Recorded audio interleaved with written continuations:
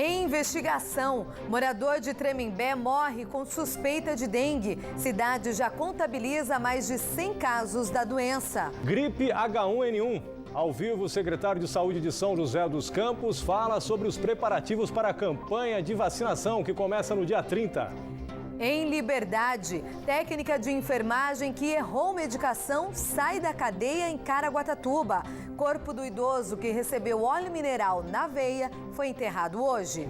De braços abertos e portas fechadas, há 1 ano e meio, moradores e turistas são impedidos de entrar no Mirante do Cristo Redentor de Taubaté.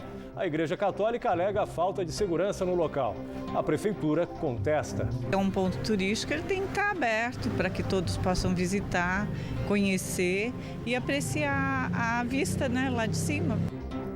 Vôlei. Atletas do Taubaté vão disputar a Liga Mundial. Lipe, Rafa e Lucarelli foram convocados hoje para integrar a seleção brasileira. Essas e outras notícias agora no Band Cidade, segunda edição.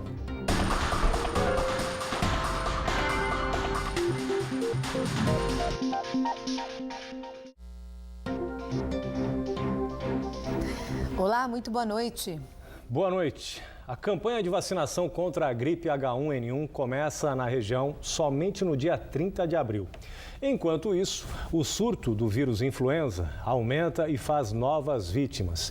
Em todo o estado de São Paulo, quase 700 casos foram registrados e 70 pessoas já morreram com os sintomas da doença. Pois é, na região, apesar de apenas um caso ter sido confirmado até agora, em Caraguatatuba, a preocupação aumenta a cada dia com o surgimento dos casos suspeitos. Márcio, olha, são 153 sendo investigados, além de 8 mortes que também estão em análise. Então, é muito caso. É muito caso e a preocupação das pessoas faz sentido realmente. Então, sobre este assunto, nós vamos agora falar ao vivo com a repórter Débora Carvalho, que está na Secretaria de Saúde de São José dos Campos e vai contar pra gente, Débora, quantos casos São José investiga neste momento. Boa noite.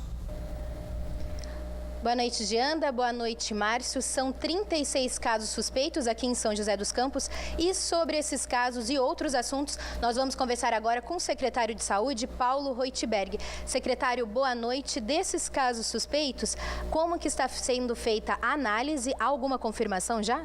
Boa noite. Nós estamos com 36 casos suspeitos, 30 internados nos hospitais particulares e da Prefeitura. E os exames deles estão sendo analisados pelo Adolfo Lux e ainda não temos nenhum resultado deles, né? Secretário, mudou a distribuição do Tamiflu, né? Que ajuda no tratamento com pessoas que estão com H1N1. Por que essa alteração e como que será feita agora a distribuição, então? Nós solicitamos ao governo do estado um reforço na remessa, ele encaminhou parte desses medicamentos para a gente, Tamiflu. Nós já consumimos mais de 17 mil comprimidos em menos de um mês, quer dizer, é uma procura muito grande.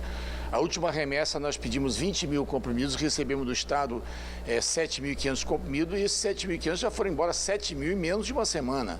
Então nós estamos só com uma reserva de 500 comprimidos de Tamiflu, o que dá para 50 pacientes.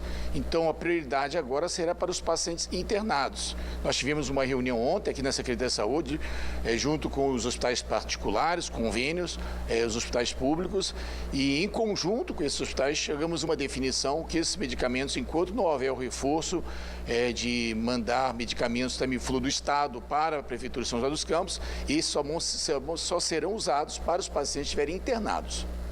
Secretário, muitas pessoas, porque vacinaram ano passado, tomaram a vacina contra a gripe H1N1, acreditam, elas pensam que elas não precisam tomar neste ano. Qual que é a diferença e qual que é a importância de tomar essa vacina? Todo ano há uma mudança do vírus, né? Então é desenvolvido a vacina para um novo vírus, uma nova gripe que sempre aparece no outro ano. Então é importante porque as pessoas já não estão mais protegidas igual estavam o ano passado.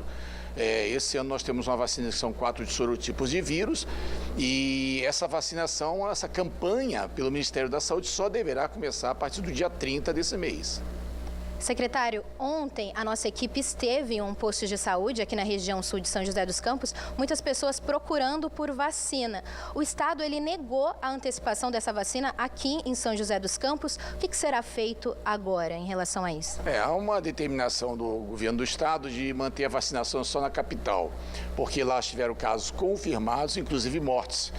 E aí nós solicitamos para ver se antecipar a vacinação, tendo em vista que o número de casos suspeitos é muito grande, mas foi negado que a gente pudesse receber esse reforço antes da data do Ministério, que é no dia 30. Então, somente algumas clínicas particulares aqui teriam, né? Então, é muito importante a gente entender que tão importante quanto a vacina é saber que essa vacina não vem para todo mundo. Ela vem para um grupo de risco, que são os idosos, as pessoas com doenças crônicas, as gestantes, puérperas, né? As crianças com menos de 5 anos de idade, né? São os principais. E os profissionais da área de saúde, serão os primeiros vacinados. Não vai ser vacinação para todo mundo. Todo ano é assim. Ok, secretário, nós temos agora uma pergunta lá do estúdio, Jean Márcio. Boa noite, secretário Paulo Roitberg. Obrigado pela sua participação com a gente aqui ao vivo no Band Cidade segunda edição. É o Márcio que está falando. O senhor falou aí sobre o Tamiflu, que está sendo cada vez mais restringido, né, o uso, a distribuição desse medicamento. Agora, somente para pessoas que realmente estiverem com sintomas graves da doença. As pessoas ainda acham que tomando o Tamiflu, elas podem acabar ficando imunes a gripe H1N1, elas usam esse medicamento ou pensam que esse medicamento também serve como uma vacina preventiva à gripe A, secretário? A gente tem o tempo todo feito essa informação que o Tamiflu não é um medicamento antigripal, não é igual um medicamento para curar uma gripe, ou prevenir uma gripe, nem é uma vacina. É um medicamento que tem efeitos graves, efeitos colaterais, que pode levar os pacientes a ter dor na barriga, vômitos, dor de cabeça e até mesmo convulsões. Então o medicamento tem que ser utilizado naqueles pacientes que estão com a gripe, uma gripe forte, inclusive com sinais de febre alta, falta de ar, queda do estágio geral, aquele paciente que eventualmente tem que ficar internado. E tem que ser somente nos 2 primeiros dias. A partir do 3º dia em diante, o Tamiflu já não funciona, só vai ter as reações colaterais. E por conta disso, nesta reunião, nós tivemos nos hospitais, nós deliberamos que, em normalizando o Tamiflu, deverá ser feito um receituário, onde tem protocolos, onde o médico vai ter que responder uma série de perguntas nesse receituário e vai ser carimbado e assinado pelo médico em 2 dias e assinado, inclusive, para o paciente saber dos efeitos, as reações que o remédio pode provocar. Tá certo. Então, secretário, a gente quer aproveitar a presença do senhor aqui para abordar sobre um outro assunto. Eu vou pedir uma pausa aí para o senhor rapidinho para a gente falar de um outro assunto também relacionado à saúde, porque muita gente reclama, né, Márcio, da demora no atendimento. E isso também tem acontecido nas unidades de saúde de São José dos Campos. Hoje, por exemplo, um paciente que não quis se identificar nos enviou fotos por meio do aplicativo Você na Band Vale da UPA de Eugênio de Melo, que estava lotada. Vamos ver. Segundo o telespectador, ele chegou no local às 10 da manhã e até às 13h30 da tarde não havia sido atendido. Ele reclamou também que apenas um médico fazia o atendimento.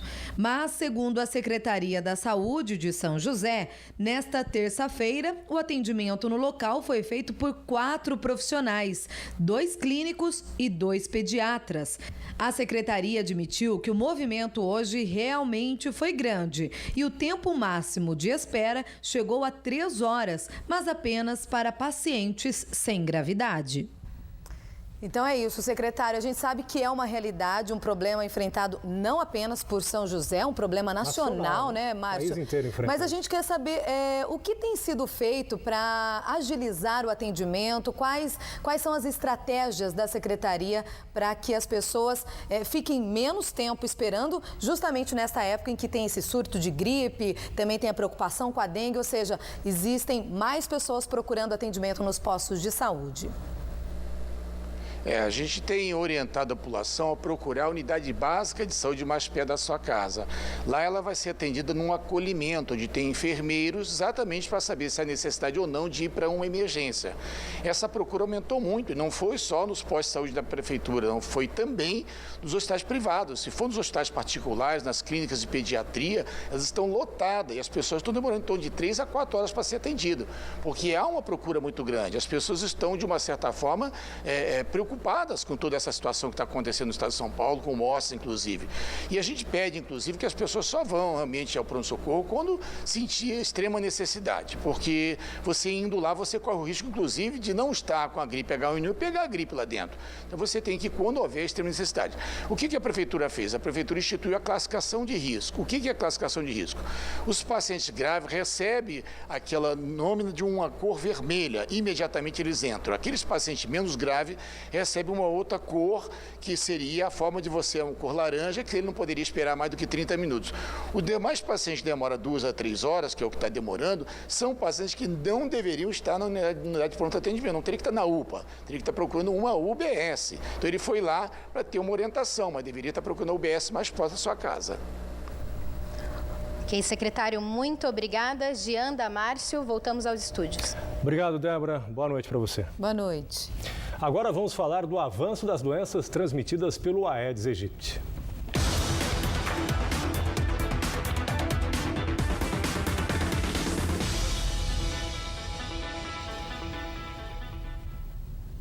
A região investiga mais uma morte suspeita por dengue. Trata-se de um idoso de 79 anos de Tremembé, que morreu na última sexta-feira. Ele estava internado no Hospital Universitário em Taubaté.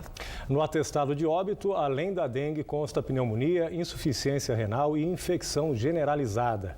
A Prefeitura espera resultados dos exames enviados ao Adolfo Lutz para confirmar a causa. Bom, então vamos ver como está a situação de Tremembé e também de outras cidades. Tremembé possui 146 casos da doença. São José dos Campos, que já decretou a epidemia, tem 713 casos confirmados de dengue, 5 de chikungunya e 15 de zika vírus. Em Jacareí, 129 pessoas contraíram dengue, além de um caso registrado de chikungunya. Taubaté, que também enfrenta a epidemia de dengue mais uma vez, soma 1.831 casos confirmados de dengue, além de um de zika vírus. A seguir, a enfermeira que errou medicação na Santa Casa de Caraguatatuba sai da cadeia. E também, possível crime racial é investigado pela Polícia Civil de Pindamonhangaba. A gente volta daqui a pouquinho com este caso, 7 horas em ponto agora. Até já.